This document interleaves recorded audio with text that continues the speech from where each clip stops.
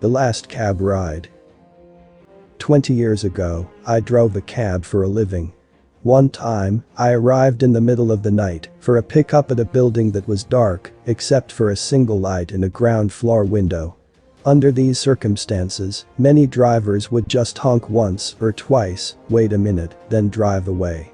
But I had seen too many impoverished people who depended on taxis as their only means of transportation. Unless a situation smelled of danger, I always went to the door. This passenger might be someone who needs my assistance, I reasoned to myself. So I walked to the door and knocked. Just a minute, answered a frail elderly voice. I could hear something being dragged across the floor. After a long pause, the door opened. A small woman in her 80s stood before me.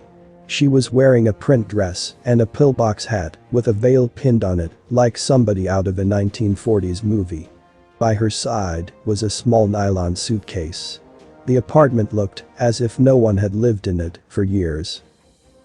But without go into the story further, please subscribe this channel as we upload brand new story every day. Now, back to the story. All the furniture was covered with sheets. There were no clocks on the walls, no knickknacks or utensils on the counters. In the corner was a cardboard box filled with photos and glassware. "Would you carry my bag out to the car?" she said. I took the suitcase to the cab, then returned to assist the woman. She took my arm and we walked slowly toward the curb. She kept thanking me for my kindness. "It's nothing," I told her. "I just try to treat my passengers the way I would want my mother treated." "Oh, you're such a good boy," she said. When we got in the cab, she gave me an address, then asked, "Could you drive through downtown?" "It's not the shortest way," I answered quickly. "Oh, I don't mind," she said. "I'm in no hurry. I'm on my way to a hospice." I looked in the rearview mirror. Her eyes were glistening. "I don't have any family left," she continued. "The doctor says I don't have very long." I quietly reached over and shut off the meter. "What route would you like me to take?" I asked. For the next 2 hours, we drove through the city. She showed me the building where she had once worked as an elevator operator. We drove through the neighborhood where she and her husband had lived when they were newlyweds. She had me pull up in front of a furniture warehouse that had once been a ballroom where she had gone dancing as a girl. Sometimes, she'd ask me to slow in front of a particular building or corner and would sit staring into the darkness, saying nothing. As the first hint of sun was creasing the horizon, she suddenly said, "I'm tired. Let's go now." We drove in silence to the address she had given me. It was a low building, like a small convalescent home, with a driveway that passed under a portico. 2 orderlies came out to the cab as soon as we pulled up. They were solicitous and intent, watching her every move. They must have been expecting her.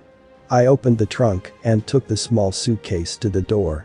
The woman was already seated in a wheelchair. "How much do I owe you?" she asked, reaching into her purse. "Nothing," I said. "You have to make a living," she answered. "There are other passengers." Almost without thinking, I bent and gave her a hug. She held onto me tightly. "You gave an old woman a little moment of joy," she said. "Thank you." I squeezed her hand, then walked into the dim morning light. Behind me, a door shut. It was the sound of the closing of a life. I didn't pick up any more passengers that shift. I drove aimlessly, lost in thought.